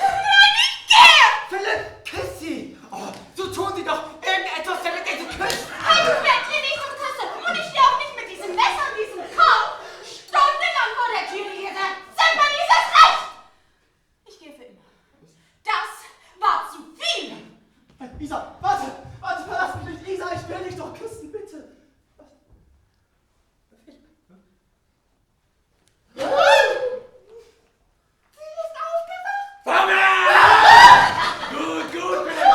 Lass aufgehen, die Schiffer! Ja, haltet einmal her! Ja, halt nicht so! Aufziehen, du Versager! Vorwärts! Philipp, hierher! Auf! Gehen Sie ins Zimmer!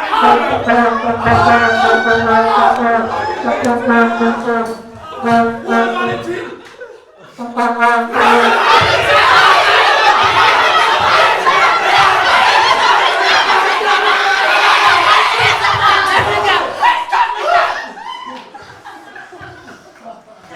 Was reicht ein Kranker? Verkennt ein Verloben, mein Sohn, verloben! Was geht hier vor? Nichts, nur ein Abendessen. Isa, wären Sie so freundlich. Ja, natürlich. Bitte, bitte, meine Damen, treten Sie näher! Majestät!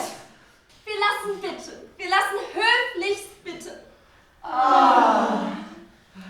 Majestät! Dann los, zugegriffen, die Herren, von oben, von oben! Komm mal her, meine zukünftige Schwiegertochter platziert hier. Ihr zur Ehre nämlich geben wir den heutigen Empfang. Es erblühe jedoch ein jeder ohne Rücksicht auf seinen Rang in der Hierarchie der Ränge zur vollen Blüte seines Wesens unter der Sonne unserer Gnade.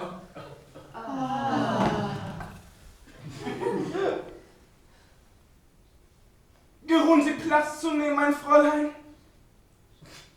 Geruhen Sie Platz zu nehmen!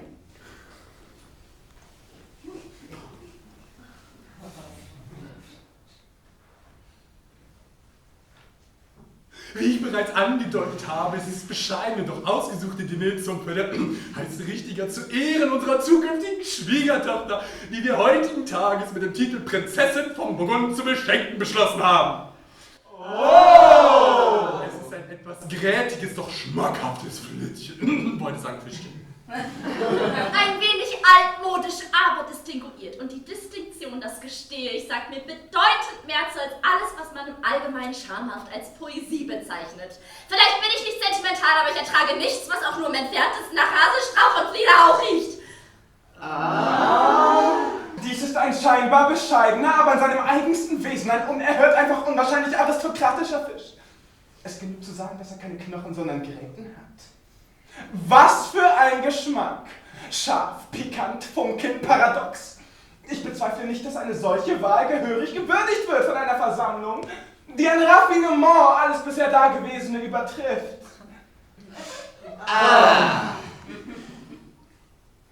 Was ist? Schmeckt es nicht? Mein Fräulein, Sie leiden an Appetitlosigkeit.